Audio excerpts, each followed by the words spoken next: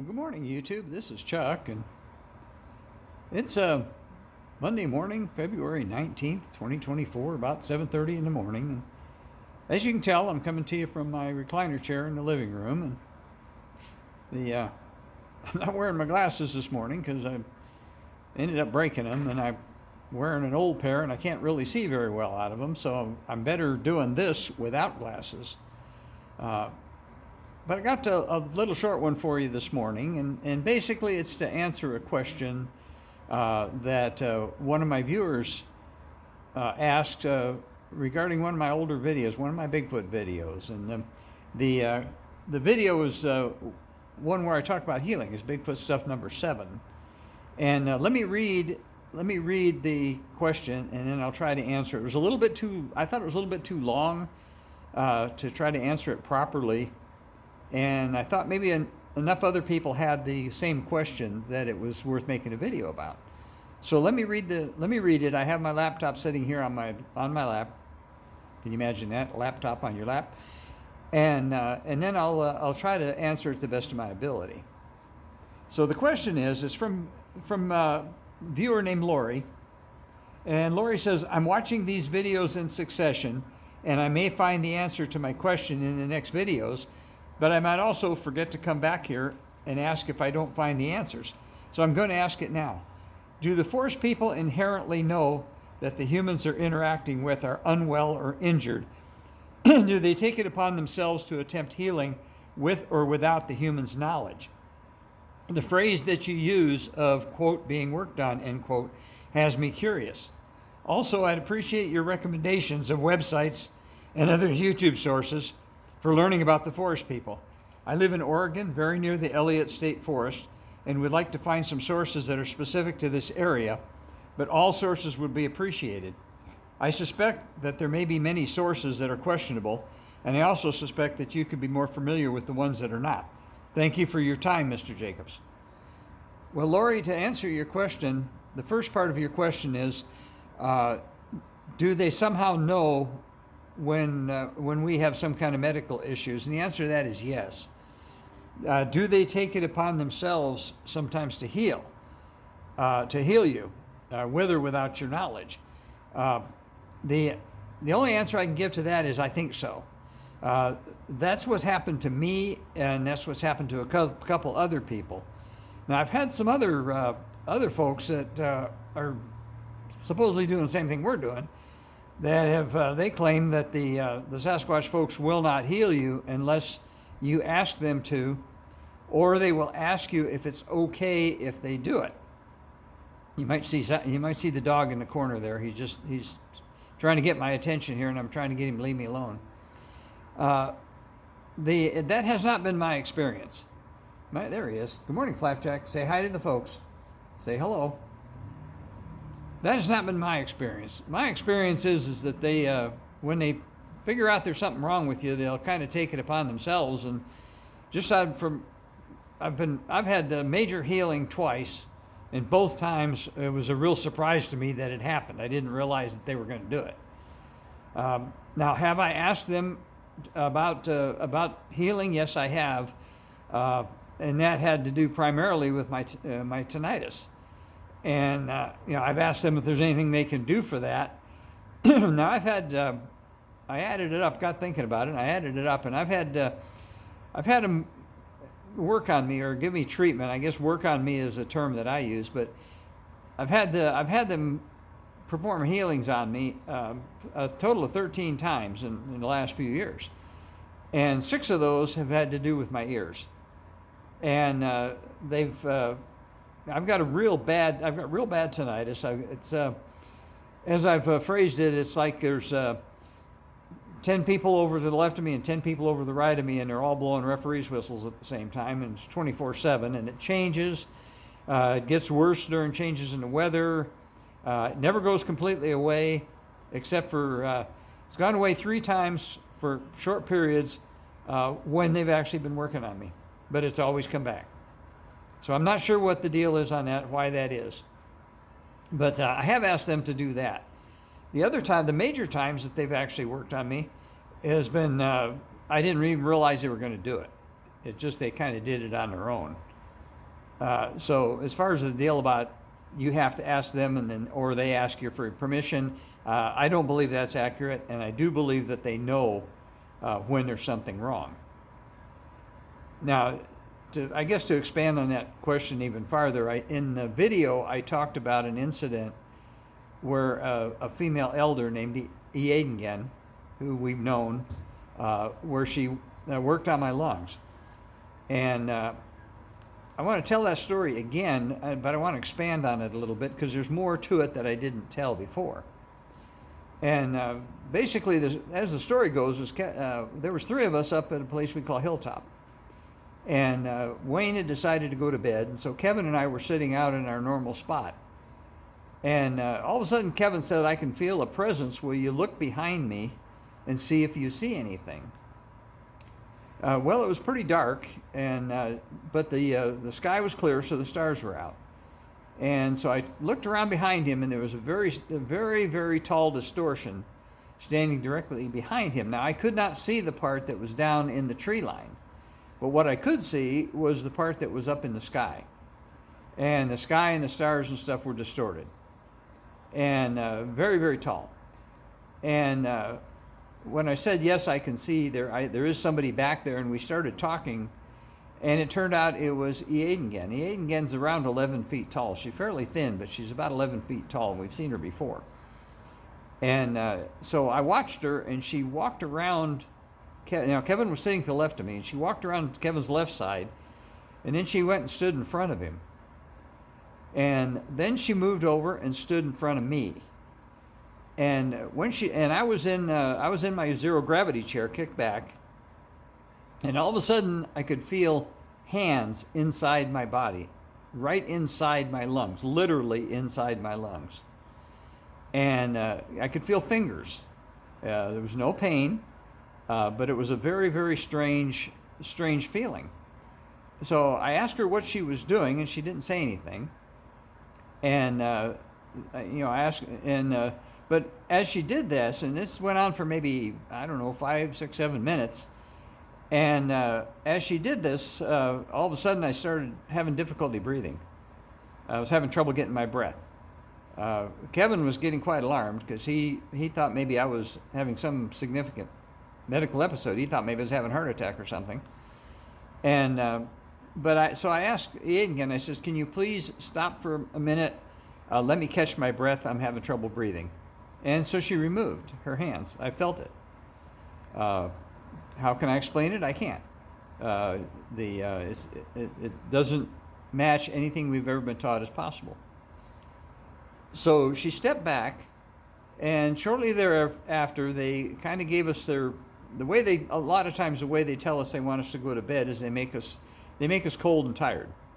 All of a sudden, like flip a switch, we're very cold and very tired. And that's kind of their sneaky way of telling us they want us to go to bed.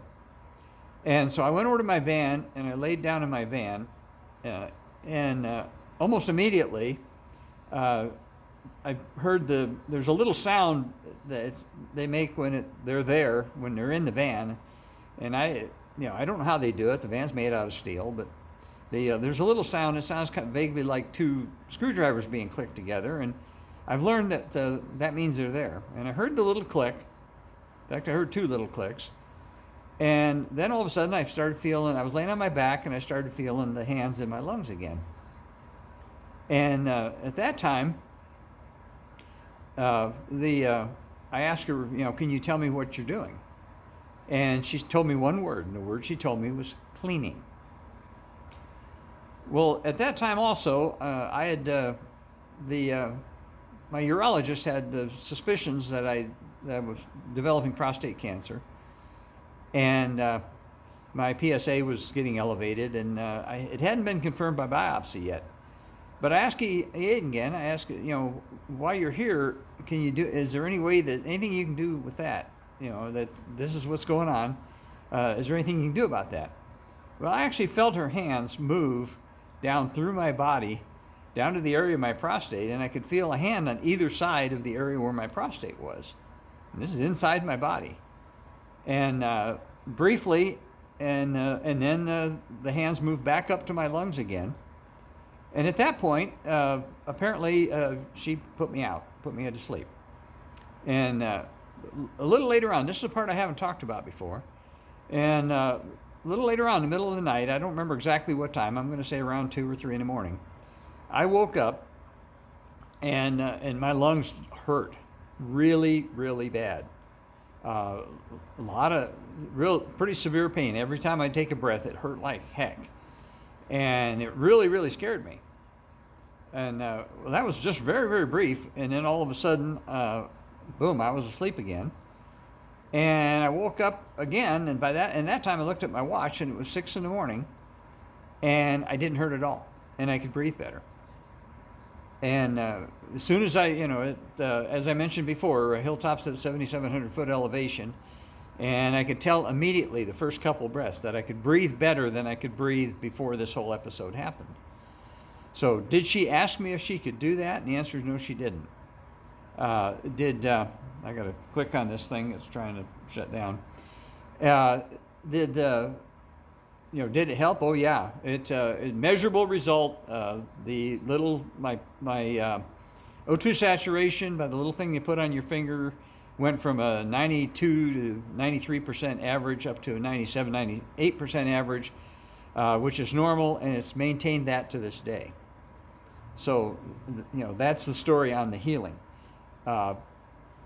When I'm aware of a couple more. The other incident I had actually was over at Crazy Town, and now I'd had the thing that caused the buildup of blood clots in my lungs was a blood clotting abnormality I apparently had my whole life, and now for the rest of my life I'm on blood thinners to take care of that. But anyway, I also was, at one point, I was about 70 pounds heavier than I am, and I had really bad arthritis. I had a lot of inflammation build up because of the drugs that the doctors had me on, and cholesterol drugs, and I was on a blood pressure drug as well. And both of them caused inflammation buildup, which was diagnosed as arthritis. And so we were over at Crazy Town. Well, let me back up. I'm getting ahead of myself. So one of the ways I decided to combat that is I went on a carnivore diet. And I started drastically, that's a whole nother story, and it's probably too long to cover here. But I started feeling a lot better, and I started dropping a lot of weight. Well, one of the other things that I started noticing is it seemed like that my doctor had told me that the arthritis was there to stay. And all of a sudden I noticed that I didn't hurt as bad. And it seemed like the arthritis seemed to be going away. Well, my body joints were full of inflammation. And we were over at Crazy Town and one night. And all of a sudden in the evening we started getting told. And what we got told was, that war is coming. And hopefully YouTube doesn't flag this because I'm using the term. But we, at the time, our tensions between us and Iran was pretty high. And so what we thought they were warning us that the hostilities were going to break out between us and Iran. Well, 2 more times during the course of the evening, we were told war is coming. And so we figured that's what the deal was. We're all, the 3 of us that were there were former military, so we kind of understand about that stuff. And so later on I went to bed, and no sooner did I got in bed, I was laying on my back, and all of a sudden there was a presence in the van. And all of a sudden I had this, it's like a wave of energy that started at about my knees, and it laterally crossed my body and started moving. I could feel it in my body, and it started moving up my body, and it came all the way from my knees, clear up through, right up to here. And it was like and I don't know if I can even show this, but it was like a wave of energy that was coming into my body, and it was pulling stuff out, and I could see this stuff coming out. I couldn't tell what it was, but it was like some kind of debris coming out of my body. And as soon as it moved slowly up until it got to just below my nose, and then it stopped. And almost immediately it started again. And I had no idea what was going on. And it didn't hurt or anything. It was just a very bizarre feeling. It felt like an electrical current coming through my body. Well, as soon as it stopped, then it started again, down the same spot, down at my knees. And it did it again. And when it did it, and then it did it a third time. And I could see this like stuff coming out. I have no idea what it was. But after the third time, I was starting to get pretty tired. It was starting to I was starting to feel fatigued, and so I ended up. I guess they put me to sleep or something. And the next morning when I woke up, I felt better, and I woke up knowing something, and but not knowing how I know it. And they'll do that to you. They'll give you what they call knowledge drops. And but anyway, what I found out was that War was the name of a female elder, and that she was a healer, and that she had come and worked on me. And I knew that, but I didn't know how I knew it. And so those are the two major healing events that I've had. And in both cases, I didn't ask for it first. I think with the first one, I think they were removing inflammation and probably blood clot residue from my body, and somehow they were pulling it out of there with some kind of energy, and I had no idea how they were doing that, but that's what they did. And I haven't told the story about that story before because I was concerned about, YouTube's a little touchy about some terms, and that name might trigger something, and so I don't know if they'll allow me to post this or not. They might flag it. But if it but had nothing to do with any kind of world affairs or anything, that was the name. So the second part about this is, recommendations of websites. Well, obviously, my partner's YouTube channel, and I've got some stuff on there too, is my hat, Arizona Squatch. But I don't watch a lot of other YouTube channels. Because what I find out is that there's an awful lot of them out there that are doing nothing but telling people stories, and there's no telling. Sometimes I'm a pretty good judge. I have a pretty good BS filter, and I've watched a little bit of that stuff, and you can tell when people are telling stories and making it up as they go along, and there's a whole lot of this. Well, I heard something go bump in the night, or I heard tree knocks. I heard this. I heard that. A lot of those. The other YouTube channels, they're still out looking for undiscovered apes, or like we say, they're looking for monkeys.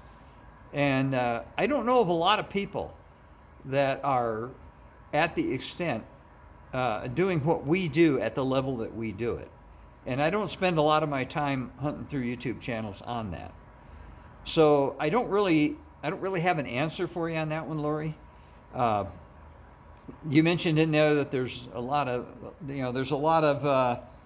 sources that are questionable, the way you termed it, and I agree with that 1,000%. There's a lot of people that are just putting up clickbait because there's people interested in the subject. A lot of them will click on anything, and once in a while I get tricked into watching something like that, and it's usually the same old stuff, and a